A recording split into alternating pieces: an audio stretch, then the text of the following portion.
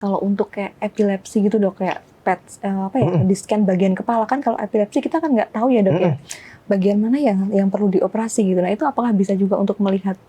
Kita bisa untuk brain bisa, itu namanya kita sebutnya brain perfusion. Jadi kita akan melihat tangkapan dari gula di otak. Kita tahu bahwa gula itu 90-80-90% akan ditangkap sebagian besar di otak. Nah, kita akan melihat bagian otak mana yang konsumsi gulanya menurun atau mungkin lebih tinggi. Nah, ini akan dianalogikan atau dihubungkan dengan penyakit-penyakit yang diarahkan sebelumnya. Ibarat kata epilepsi, biasanya daerah-daerah tertentu, daerah frontal atau daerah mana, itu mengalami penurunan. Nah, ini akan jadi tata laksana. Apakah penurunannya emang faktor karena penyumbatan atau faktor lain? Ini biasanya bisa kita evaluasi.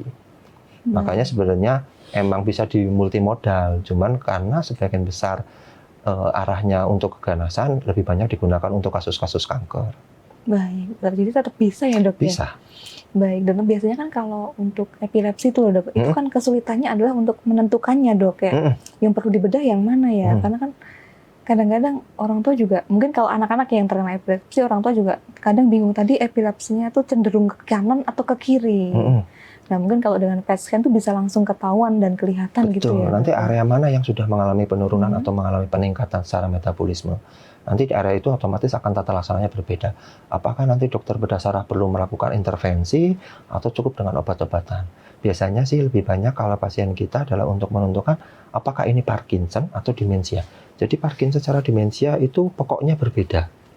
Tetapi obatnya pun nanti akan berbeda.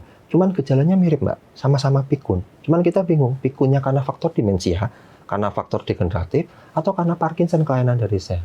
Nah ini bisa membantu untuk mengarahkan ke sana, apakah ini benar demensia karena pikun, atau karena Parkinson, walaupun gejalanya hampir mirip. Karena nanti obatnya atau terlaksananya akan sangat berbeda.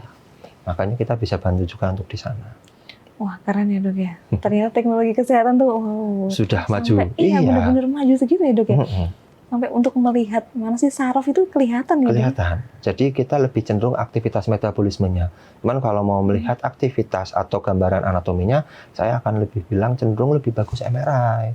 Karena MRI akan superior untuk organ-organ lunak seperti otak dan lain-lain. Tapi kalau untuk melihat fungsinya atau penurunan atau belum, kita akan lebih bagus untuk menggunakan FDG. Download Tribun X sekarang. Menghadirkan lokal menjadi Indonesia.